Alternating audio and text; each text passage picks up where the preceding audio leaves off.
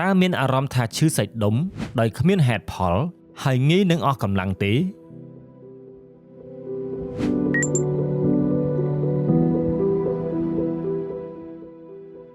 អស់កម្លាំង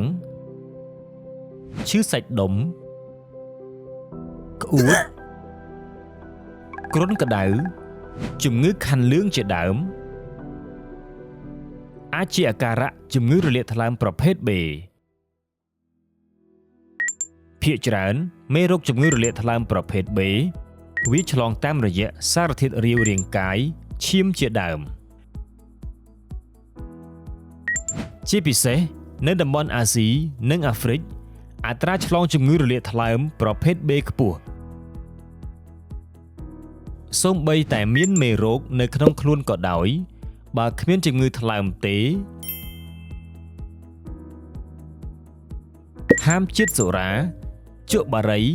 ខណៈពេលគ្រប់គ្រងទម្ងន់បើជីវិតរស់នៅប្រចាំថ្ងៃក៏បានដែរប៉ុន្តែជំងឺរលាកថ្លើមប្រភេទ B អាចឆ្លងមេរោគ1នាក់ក្នុងចំណោម4នាក់ប៉ុន្មានឆ្នាំក្រោយមកជំងឺរលាកថ្លើមរ៉ាំរ៉ៃឬក៏ជំងឺក្រិនថ្លើមឬក៏មហារីកថ្លើមជាដើមអាចនឹងរងជំងឺដែលសាហាវបានវិធីសាស្ត្រព្យាបាលជំងឺរលាកថ្លើមប្រភេទ B គ្រប់គ្រងមេរោគមិនឲ្យកាន់តែកើនគឺជាអង្គទីក័រតើអ្នកមានចម្ងល់ថាក្នុងរាងកាយខ្លួនឯងមានជំងឺរលាកថ្លើមប្រភេទ B ពេលចូលក្នុងប្រទេសប្រវត្តិពិនិត្យសុខភាពអាចពិនិត្យដោយឆែកសុខភាពនៅមន្ទីរពេទ្យបាន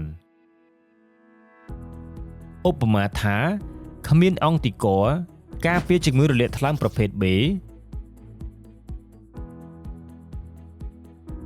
ប្រសិនចាក់ថ្នាំបង្ការនឹងបានហើយ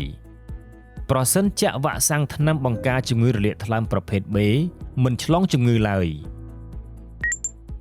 ចាក់វ៉ាក់សាំងគ្រប់ទារកទើបកើតនឹងមានប្រសិទ្ធភាពបង្ការដល់មនុស្សពេញវ័យដែលមិនទាន់មានអង្គឌីហ្សែនអង្គទីក័រ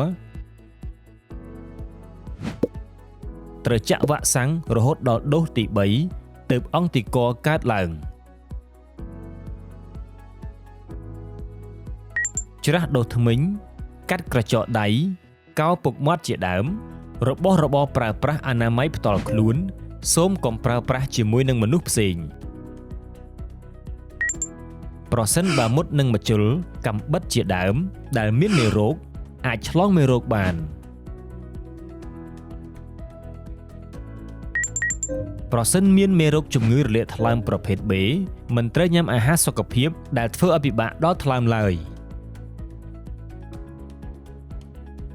កំឡុងពេលប្រើប្រាស់ថ្នាំពេទ្យត្រូវតែពិគ្រោះជាមួយគ្រូពេទ្យអ្នកជំងឺឆ្លងមេរោគជំងឺរលាកថ្លើមប្រភេទ B មិនអាចបំបើកូនដោយទឹកដោះម្ដាយឡើយដោយសារកំពុងមានផ្ទៃត្រូវតែប្រាប់គ្រូពេទ្យឲ្យដឹងពីការពិតពីជំងឺឆ្លងក្នុងអំឡុងពេល12ម៉ោងក្រោយសម្រាលទារកទើបកើតចាក់វ៉ាក់សាំងបង្ការនិងចាក់វ៉ាក់សាំងភាពសាំហ្គូបូរីសូមឲ្យអាចទទួលបាន